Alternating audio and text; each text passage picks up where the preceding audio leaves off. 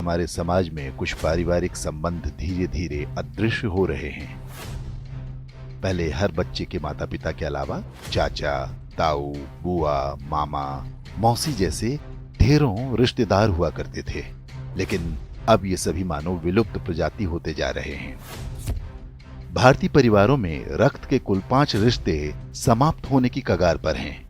1-2 पीढ़ी बाद संभवतः ये सभी संग्रहालय में सजा दिए जाएंगे। केवल अंकल और आंटी बचेंगे।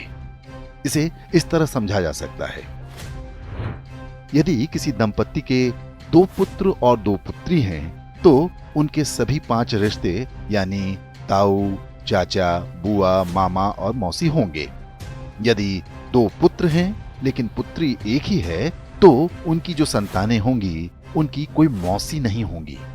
माँ के बाद बच्चों की कोई सबसे सगी महिला होती हैं तो वो मौसी ही होती हैं। यदि किसी के 1 पुत्र और 2 पुत्री हैं तो चाचा और ताऊ के रिश्ते नहीं होंगे। यदि 1 बेटी और 1 बेटा है तो उनकी संतानों का न तो कोई चाचा होगा, न ताऊ, न मौसी। यदि 1 बेटा या 1 बेटी होती है तो वो पूरी तरह से अकेला होगा। माता पिता के बाद उसका कोई रक्त संबंधी नहीं होगा। सिंगल चाइल्ड फैमिली को उनका निर्णय तीसरी पीढ़ी यानी जिनके वो दादा दादी होंगे बुरी तरह प्रभावित करेगा। उनका पौत्र या प्रपौत्र इस संसार में अकेला होगा।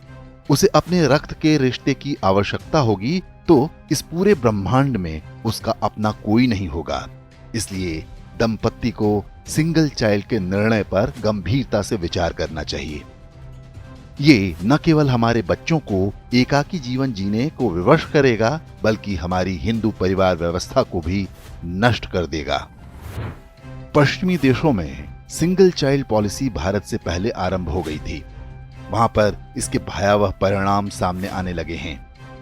ब्रिटिश विद्वान डेविड सेलबॉर्न ने एक पुस्तक लिखी है जिसका नाम है द लूजिंग बैटल विद इस्लाम।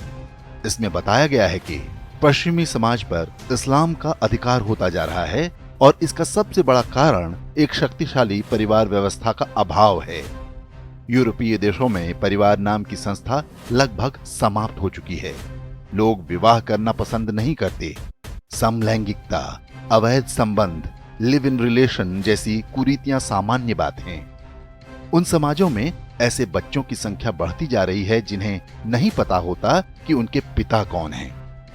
बूढ़े माता पिता को घर में रखने को कोई तैयार नहीं। ओल्ड एज होम में उनका बुढ़ापा बीतता है। यूरोपीय देशों में आज राजनीतिक दल परिवार को बचाने का वादा अपने चुनावी घोषणा पत्र में करने लगे हैं। ऑस्ट्रेलिया में तो फैमिली फर्स्ट नाम से एक राजनीतिक दल भी बन गया है। पश्चिमी देशों के समाजशास्त्रियों की सबसे बड़ी चिंता ये है कि परिवार व्यवस्था को कैसे बचाया जाए। इस सब के लिए उनके पास यही सुझाव है कि 1 से अधिक बच्चे पैदा हों। अब यही चुनौती भारतीय समाज के सामने भी खड़ी होने जा रही है। क्या हम समय रहते सतर्क हो पाएंगे या हमारे साथ भी वही होगा जो पश्चिमी देशों के साथ हो रहा है?